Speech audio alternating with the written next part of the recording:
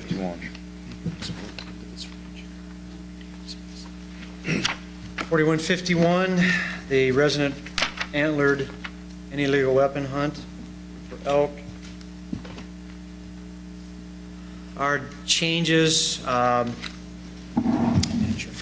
the past few years, 065, we're now starting, we're confident and comfortable with the number of elk now in 065 to start a bull season in there, and you'll see a cow season also identified.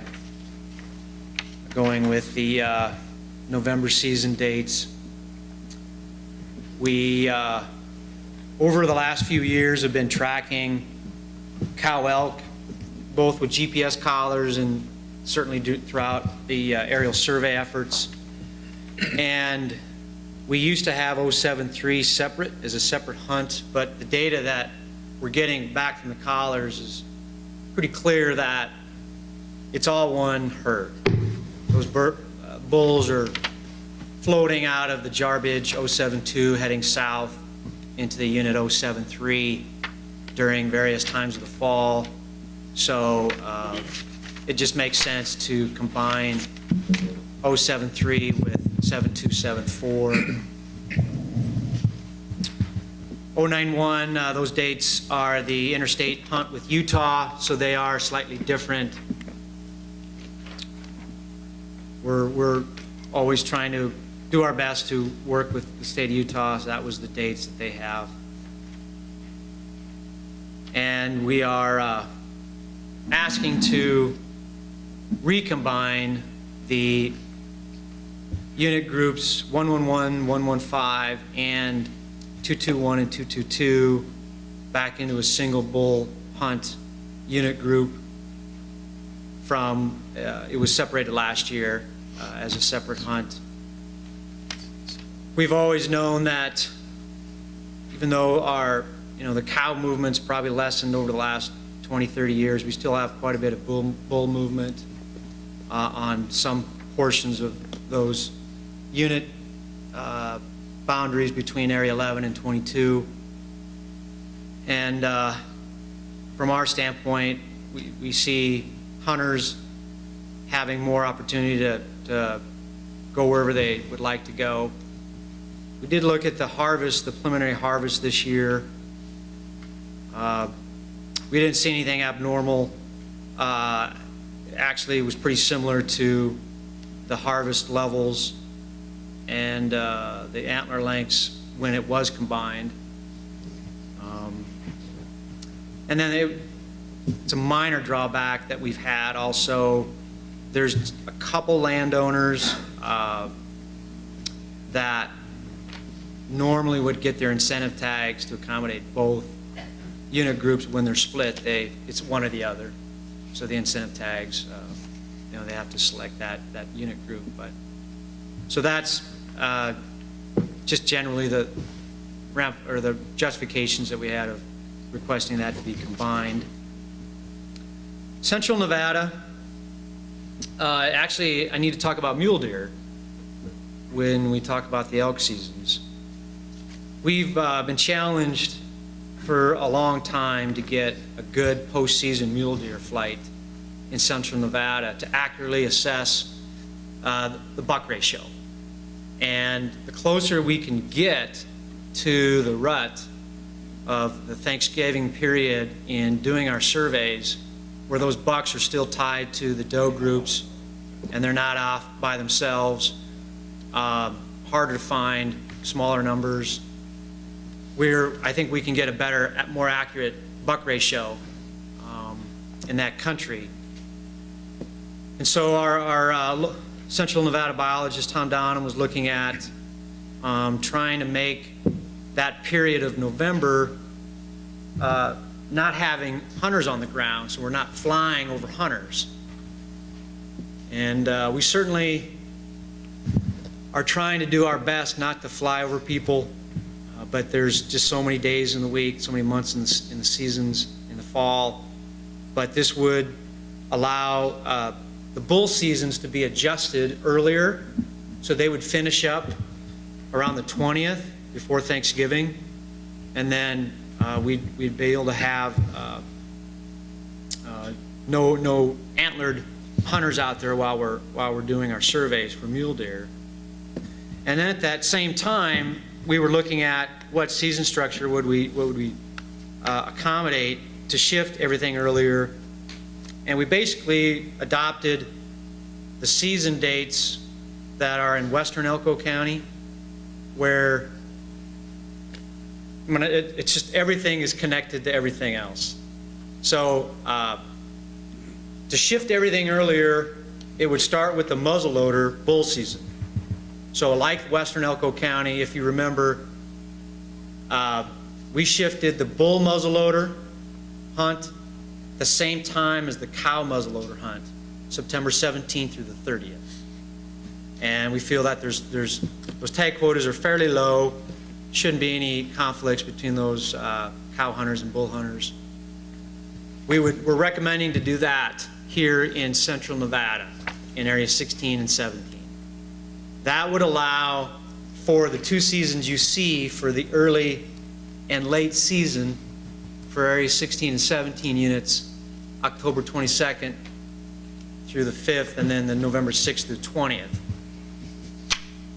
So we'd have the muzzleloader season, late September, the deer season, the early deer season, and then the first bull season, and then the second bull season. And then I might as well explain, then also we're recommending a rotating rut hunt. It's been a long, probably a decade. I've been asked by several commissions to try to accommodate a rotating rut hunt for the various weapon classes. And whether it's incentive tags issues or just other differences of opinions, we've never really been able to come up with a season structure to rotate through the weapon classes. And we know that there is definitely opinions about the rifle hunters hunting during that period. And so I threw out the idea that we could rotate through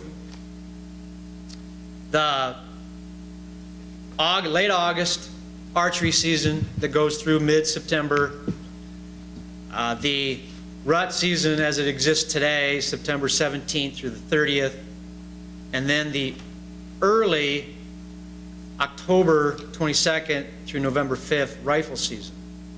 So in this case, 2013, we're recommending the rotation would start with the muzzleloader hunt. So the muzzleloaders would get the September 17th through the 30th season. In 14, the archers would get that season, September 17th through the 30th. The muzzleloaders would take the the August, September season that the archers had. Nothing would change with the rifle hunters. And then in 2015, the third year, archers would go back to late August, early September. The rifle hunters would then be put in the rut slot of September 17th to the 30th. And then the muzzleloaders would hunt that October 22nd through November 5th. So every third year, you'd be rotating those weapon classes through those. So that is why you see the dates before you for Area 16 and 17 for the rifle hunt. Now that I've completely confused you, hopefully not. My question on that, in 16, when you move the rifle hunters into that hunt period, I'd expect the success rate to change. So are you going to drop your tag numbers drastically in that year?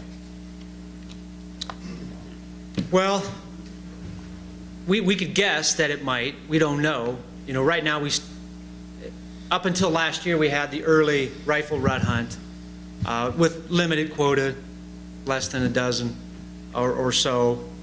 We were getting 90% harvest on that.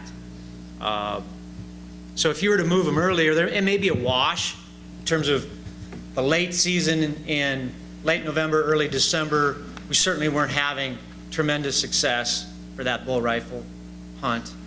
So it might be a, you know, lose some success on the front end and gain some on the back end a bit. But the man success will catch up with us next year, and we'll probably obviously use success rates probably from the Western Elko County unit groups that have had that season if we were to get that season for Central Nevada, since it's probably a better estimate of the success for those season dates. I've got my thoughts on that, but I want to hear other people's discussion. Scott? Just a question. It wasn't that long ago when we included 171, 72, and 73 in that Area 16 hunt, and I don't recall seeing much in the way of statistics on that and how that's turned out. I mean, has that been a good idea? Did it flop? They just slowly moving into there? We think we're getting some harvest. Tom and I have had to sometimes actually call the hunters to confirm the unit that they're successful in for the longest time, because the first unit, 161, is the Tokemas. It's a general trend when people don't know the country well, is when they get to sending their return in, for a big long unit group that's got multiple units, they'll put the first unit of the unit group as where they harvested, but in fact most of it was probably in 162, which is the monitors. But I know we have Tom come up. I think we've had a slow few number of bulls harvested in 17. Is that true? Yeah. Just real quick, last year we had, I believe, 4 sportsmen reported harvesting in Area 17, and because we do have that track record of guys just putting the first unit of the unit groups, I actually called all of them, and they did harvest in Area 17. A spike and a couple raghorns, for sure. I think the happiest guy shot a spike. He thought that was cool. He was from Gabs and thought that was the neatest thing in the world. But yeah, we've been having some harvest in 17. Not a ton, but we're getting good information from those guys as well. I was just kind of wondering if, if that's expanding, and at some point, if that population expands, I'm sure you'd suggest splitting it off if it grew by order of magnitude, probably. Huh? I think we're not quite there yet, so ways to go. Yeah. Copy that. Well, we'll definitely be monitoring it, and we're trying to get, make sure that we do get the accurate results of exactly which unit they harvested in.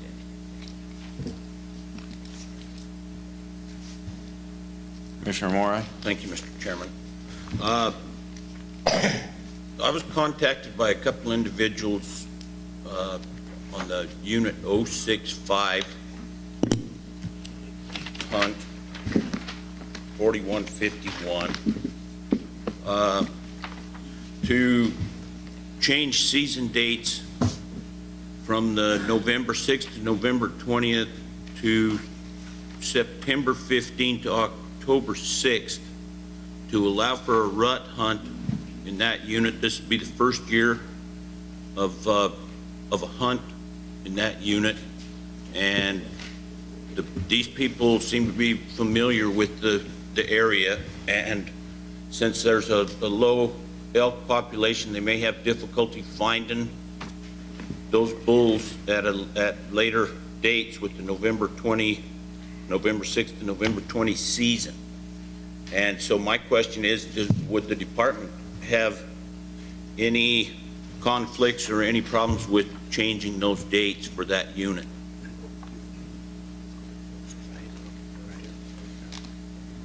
Yeah, I talked to Ken, and we wouldn't have a problem. We know that it is low density for sure. Those bulls will be off pretty much by themselves by November. If we were to go with that early season, we do have an October 5 opener for the deer rifle, and we probably should avoid having the last day of that season on the first day of the deer rifle. Maybe the simplest, if you go with that, is maybe just adopt that September 17th through the 30th period that we have that, some of those rut hunts occurring also at the same, same time. Okay, and those, they seem to be flexible within a day or two. I just threw that 15 to October 6th because I had seen the other rut hunts. There were a couple others I thought that had that same date. And so whatever, what are you guys agreeable to then? Well, September? yeah, that's the 091, which is the pilot, the interstate hunt with pilot, the pilot range in Utah. Yeah, okay. But our standard, if you were to go down to the muzzleloader, the 4156 hunt, you'll see that most of that Elko County units are that September 17th to the 30th period. So the department would be okay with those dates then? Right, as long as we could maybe end it at least October 4th. October 5th is the deer rifle opener in 065.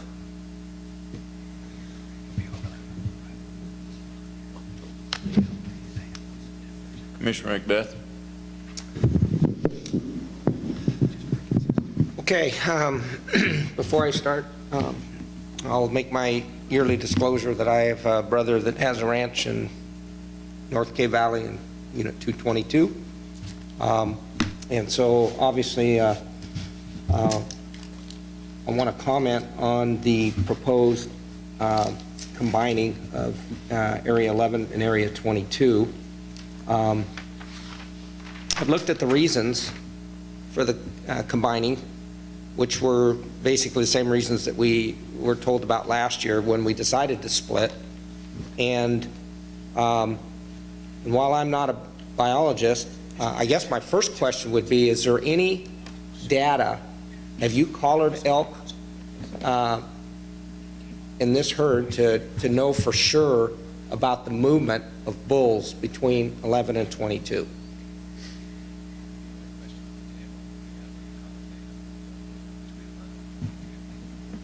We currently don't have any bulls marked, and we haven't done much collaring of bulls anywhere. Did a little bit in Area 23, looking at movement with Utah, but probably have some past information. Larry can. Mr. Chairman, Larry Gilbertson for the record, Department of Wildlife. As most of you know, I was the biologist down there between 81 and 92. And we used to survey, and I've surveyed as recent as 3 years ago. I was in a helicopter with Kurt. And when we fly in the winter, of course, is when we try to fly with snow cover. And we've actually started elk on one side, tracks on one side of the boundary around Connors all the time. So for sure, we've followed tracks, fresh tracks back and forth across that line. And we've seen following tracks in snow longer distances. You've seen movements of elk going back and forth at various times. So we know they move around a lot up there. Okay, and I'll just tell you what my experience is, having hunted this area for an extensive period of time, and rather intensely over the last 10 years, is that there is a large cow group in North K Valley. There's cow groups on the Egan side. I don't even think the Egan side from Ward all the way down is at issue, but there are cow groups as you go north in Monument, in Virginia Dale, and the area around the prison. And I don't think that those cow groups move much. It's been our experience, and I believe that the movement that I've seen on the bulls is when you get a large snow and you do get some southerly movement of the bulls, but it's usually after the season's over. So when you're flying, if you're flying your surveys, in that, later December, January, or whenever you're doing it, I think that, that might be consistent with what I've seen, but I haven't seen it during the season. Yeah, Mike, it's not a concern or anything about like all the bulls are going to leave one unit and not have enough for the hunters or anything like that. Our only point is that it's all one big herd. And the elk that are down in your country, in fact, they started when I was there. And the very first thing we saw down above your ranch, the Geyser Ranch, was a little bull group of 3. And we saw that same 3 a couple of years in a row. And then it slowly built up to, I think we had 11 or 13 bulls. And it took us about 5 or 7 years before we ever saw a cow down there. So what happened was the yearling bulls that were getting their butts kicked in the other places during the rut would leave and go looking for girls, is what they do. And so the bulls moved down there first, and then it appears that either some cows finally wander down or some of the bulls get big enough. I mean, finally we had 11 to 13 great big bulls. And then they'd finally, they go pick up some girls and bring them, during the rut and start bringing them down with. And so, I mean, that herd is connected, and it's all, I mean, we had a calf when we were trapping elk down there and moving them. And we caught this calf down there near Patterson Pass. And, sometimes during the net gunning operation, the calves have a little bit of a tougher time. And this calf just didn't look very good. And so we didn't move him, but we brought him up and put him under a cedar tree and put a ear tag on him. And we weren't even sure he was going to survive because he looked pretty rough. And we went back the next morning and he was gone. And he was shot the next year up in the South Rubies. So, I mean, those elk move tremendous distances. But it's not a concern about that during the hunt. Our only point is that it's one big herd, and we use all the data together to do the population estimate. And so if you start breaking it up, you're right that most of the elk become homebodies and kind of use an area probably within 10 miles or something. We've seen movements of 10 miles in one day in fresh snow. So, but you're right, they mostly, once they get down there, it's good habitat, they stay there, they hang there. And so the difficulty is if we start splitting it up smaller and smaller, the smaller the population, the higher proportion of it you need to sample to get a good statistical valid sample so that you can do a good estimate. So it makes it more difficult to manage on a tiny piece by piece. And since it's one big herd, what we're doing is we're just estimating it as an entire population. And as you know, every year we break up the cow hunts. And Kurt does that by, just based on his sample sizes over the years, he goes, well, about X% lives in 222, X% lives in 221, 111, and we break that cow hunt up and make tag recommendations that way. And so all we're doing with this situation right now is looking at long-term harvest, and X% of the harvest over the long term came out of the south part, and X% came out of the north. And so we're doing a big population estimate, and then we're figuring out the quota, and then we're splitting it that way. So it works, and it's fine, but that's, our recommendation is just that it's always been one big herd, and it gives people the flexibility of moving around. Another thing you see, they have their choice. They can go hunt Grafton, and if they're not having luck there, they can go clean somewhere else. And over time, we've changed that for all species. The hunt areas are getting smaller and smaller. And one thing you do see when you get smaller hunt areas is often you increase hunter success, because what we found is a lot of people are always going where the grass is greener, and so they're spending more time running around than they are hunting. And if you force them into a smaller area, hunter success goes up, and so you have to reduce tags and hunter opportunity goes down. So every decision we make has some sort of a consequence to it, but it's fine. Okay.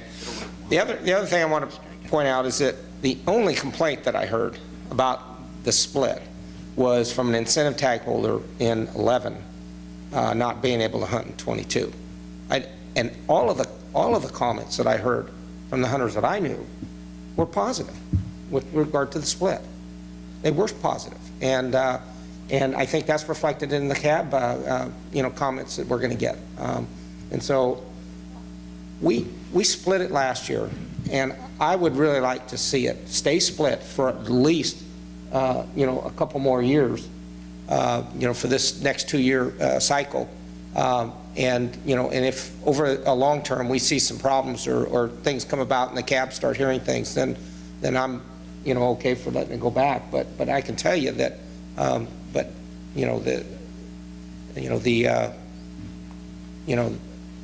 I just don't see a basis to put it back together at this point in time. So I'd like to hear what the cabs have to say about it, because I know we have 3 cabs that have comments on this issue. And I have some comments on it. I was lucky enough to hunt down there with my son this year, and we were on the north side of the road, and we did see some raghorn movement and headlights in the morning right by the honor camp. We'd see them on one side of the road one day and one side of the road the other day.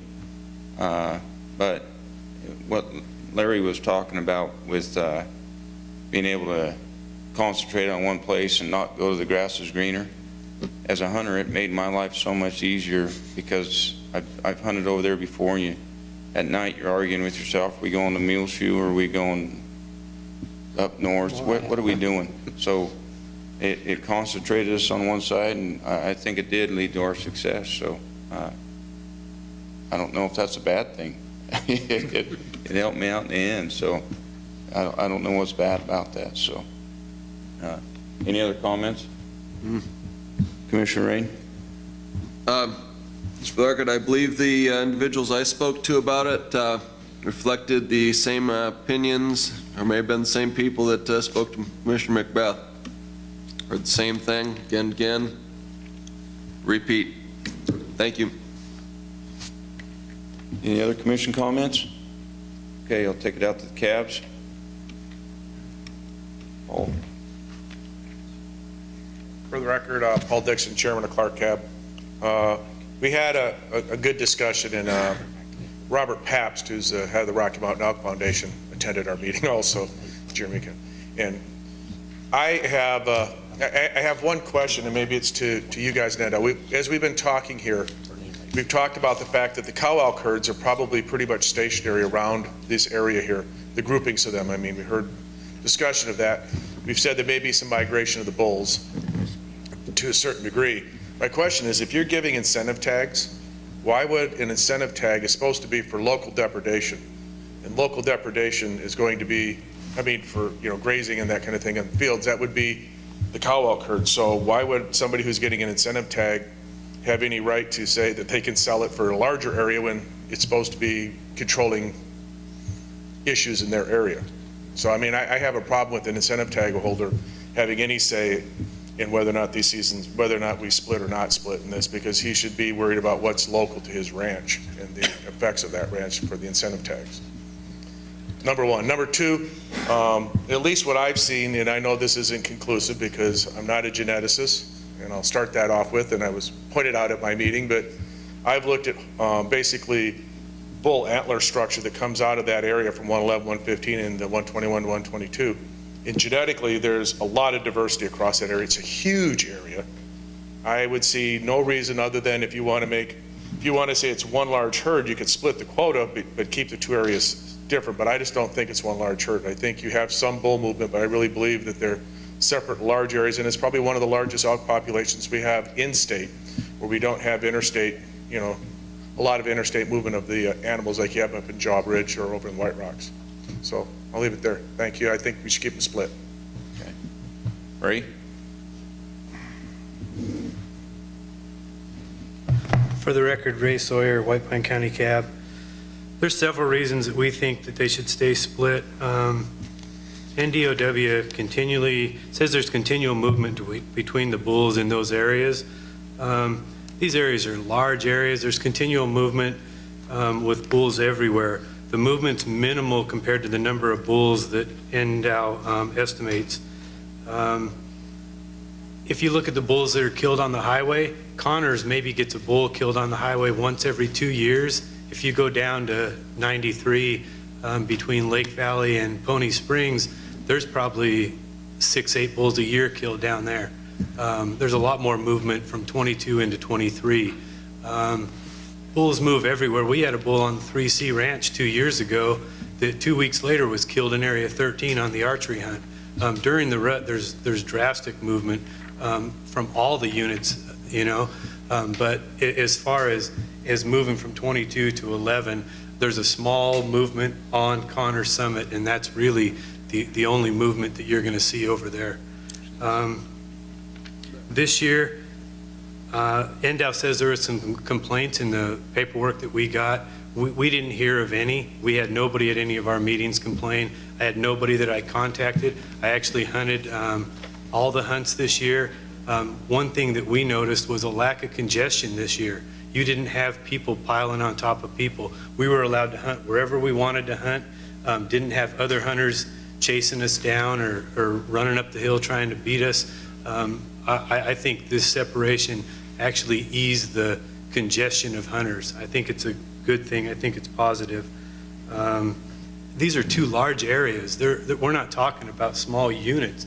22 has, 221 and 222 are huge, and 111 through 115 is another huge area. We're not trying to put people into one small unit. We're given two large separate units. I don't believe that this is one herd. There might be one small herd that lives on Connors that crosses back and forth. But when I'm not at work, I live in the hills, and I'm telling you right now, except for during the rut, there's not a lot of movement of bulls in those areas. So for that reason, I'd like to see this unit stay together, please. Thank you. Any other county reservoirs? Corey?